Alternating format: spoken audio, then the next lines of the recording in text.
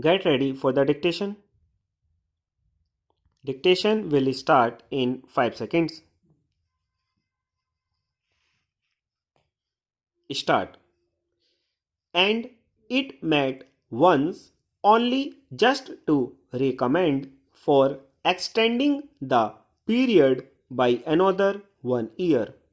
Sir, nobody in both the houses would oppose this measure, but they can only criticize the way in which the government is dealing with this measure, the way in which the government is sleeping over the matter, a matter which affects the very life of a member of parliament, not only a member of parliament but also a member of the state legislature.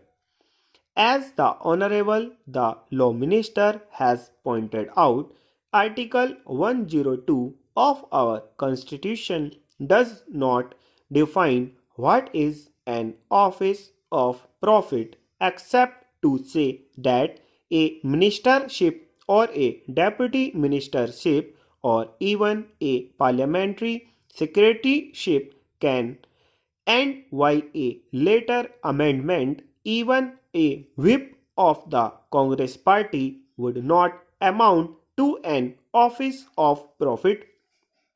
Only a few instances are specified as to which offices would not amount to an office of profit. Then, sir, complications had arisen even when the original will was moved, introducing statutory committees and advisory committees. What a statutory committee was or what an advisory committee was not at all defined in the parent will. So, doubts had arisen in the minds of various members as to what would amount to a statutory committee or what would amount to an advisory committee, or even whether a vice chancellorship of a university to which are attached certain privileges like the appointment of so many persons and all that was defined as not an office of profit, and the Honorable the Law Minister was not able to say what office would amount to an office of profit, what would amount to a statutory committee, or what would amount to an advisory committee. Sir, I have only to point out that an important measure such as this, which affects the very existence of the members of parliament, should have been given a very high priority in the matter of legislation. On the contrary, not much attention was given to this. The committee met only once, and even then nothing seems to have happened in that committee.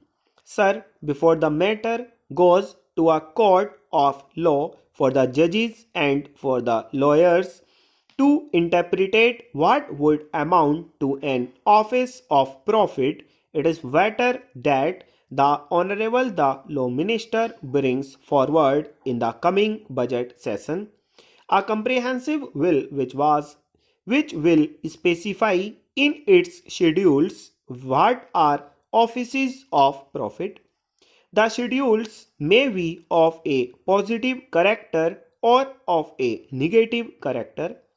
The schedules may say that the holders of such and such offices would not be disqualified from being members of parliament or members of state legislatures, or the schedules might say in a negative way that such and such offices are offices of profit, so that the members of parliament and members of the state legislatures would know whether to accept an office and whether they would be disqualified by accepting a certain office.